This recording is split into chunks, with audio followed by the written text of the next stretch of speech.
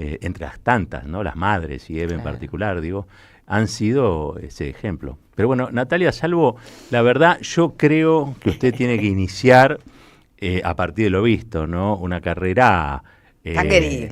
tangueril. Estábamos esperando una nueva estrella del tango. Creo que la encontramos.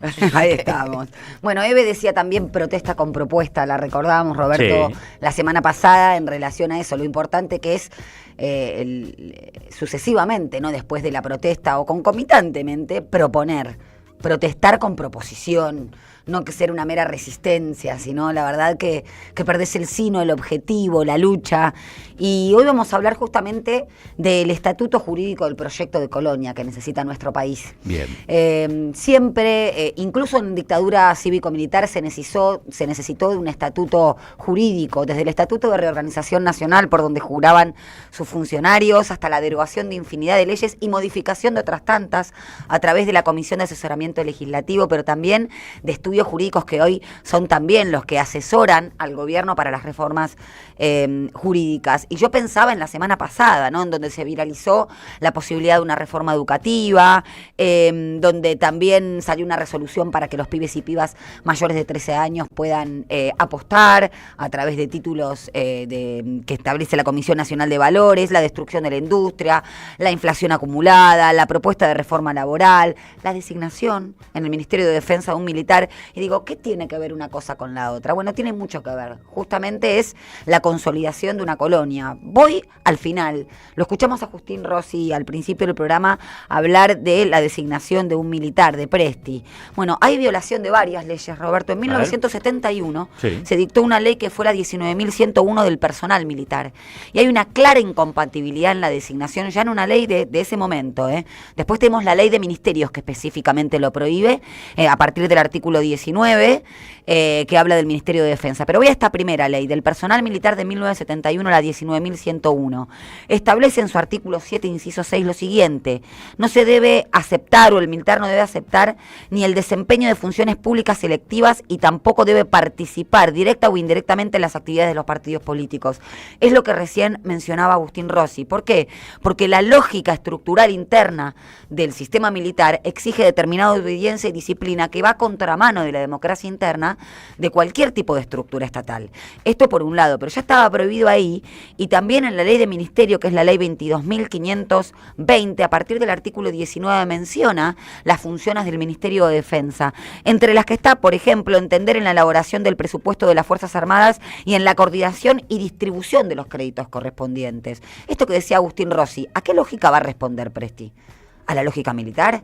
¿A la lógica del Estado? ¿A la lógica de la defensa interior? Y esto es muy importante porque el Ministerio de Defensa protege la constitucionalidad, protege ante peligros externos. Entonces, hoy en día que estamos viviendo en un mundo con una disputa geopolítica muy importante, en donde nuestros recursos estratégicos, la soberanía es trascendental, ¿por qué un militar, como otrora, como hace 50 años atrás, en el Ministerio de Defensa?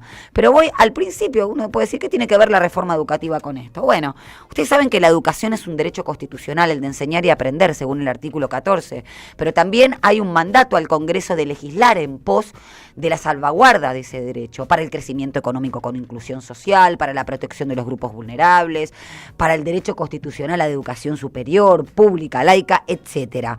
Bueno, este proyecto de reforma que andaría dando vueltas y que la misma Cetera tildó de terraplanismo educativo, Mirá, retrotrae a nuestro país efectivamente al siglo XIX, Roberto. No sé si recordarán la ley 14, de haberla estudiado, ¿no? 1420 de 1884, impulsada por Sarmiento, en donde establece la educación pública. Fue un parteaguas en nuestro país. Sí, la 1420. Con la 1420, con la primera oleada migratoria, la enseñanza, etcétera. Bueno, esta supuesto proyecto de reforma educativa viola la ley del 2006, 26206, que establece a la educación como un bien público, pero como un derecho individual y social, Roberto.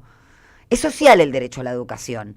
Bueno, violaría esto porque permite o permitiría eventualmente el proyecto que anda circulando, hacen lo mismo que con la reforma laboral, la educación no presencial, que la educación sea en función de las propias convicciones, es decir, volver a un escurantismo propio de la Edad Media, apartado de la ciencia, en tono y a sintonía en lo que está pasando incluso en la salud con los discursos antivacunas. No es menor este conglomerado, ¿no? Muy preocupante eso. es muy preocupante porque da la posibilidad, yo creo que ya John Locke, con el segundo gobierno civil, uno de los primeros liberales en términos del contractualismo del Estado, decía que solamente se conserva un poder monárquico reducido y corto dentro de lo doméstico. Y dentro de lo doméstico, en ese momento, en pleno siglo XVIII, estaban las mujeres, los trabajadores y las niñas.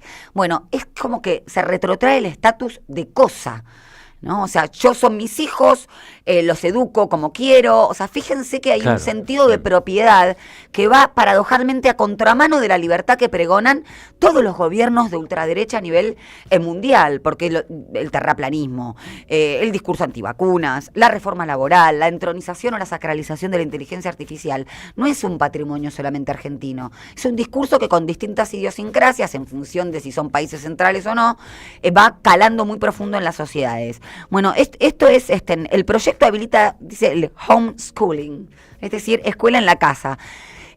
Son las mismas voces, no, es un horror, son las mismas voces que pedían la presencialidad escolar en plena pandemia, ¿te acordás, sí, Roberto? Claro, sí. Que era un espanto, o la educación hogareña.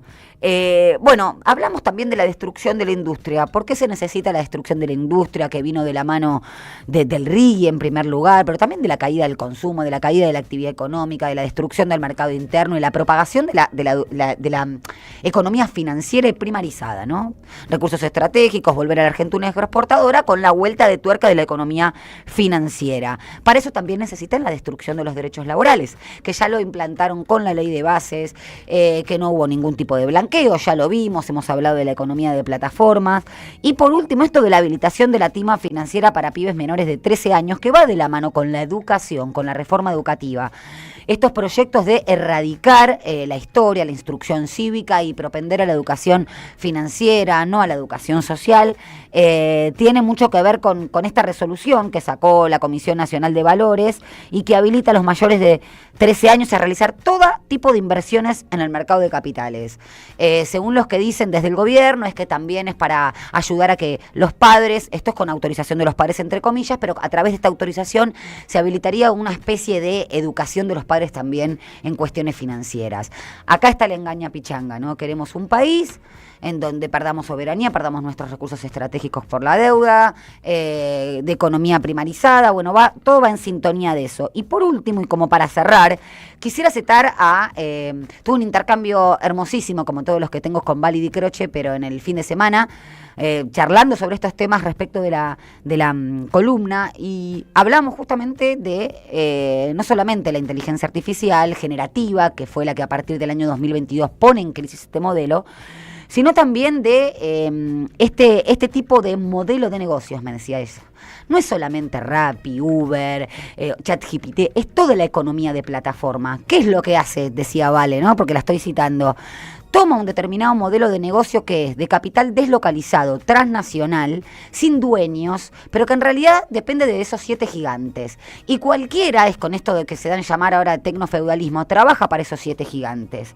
Porque incluso quien tiene que alojar en la nube determinados datos, puede ser un crack, puede ser un multimillonario, pero depende de un Jeff Bezos de la vida, como decía. Vale, entonces esto es importante, son modelos de negocios, esto es lo que nos proponen, deslocalizados, transnacionales y de corte monopólico, decía Vale, que apuntan a flexibilizar determinadas áreas ya existentes de la economía. Veamos en la televisión. Entra la inteligencia artificial o el streaming está suplantando la televisión. No es que mejora una determinada área. ¿Qué pasa con el sindicato Satsai, por ejemplo, me decía Vale? ¿No? Entonces, toman determinadas áreas de la economía, las flexibilizan hasta el punto tal que incluso los taxistas terminan trabajando de Uber. Claro. Entonces, esto que decías vos en tu editorial, Roberto, y cierro con esto, es central. Nadie está en contra del advenimiento de la tecnología. El tema es que si justamente tratan de humanizarla o entronizarla o ponerla en lugar de Dios, es porque están velando y esconden que hay alguien o hay 7 poderosos que se van a beneficiar con esa instalación de este tipo de economía. ¿De qué vamos a vivir los demás? Ahí está el punto, ¿no?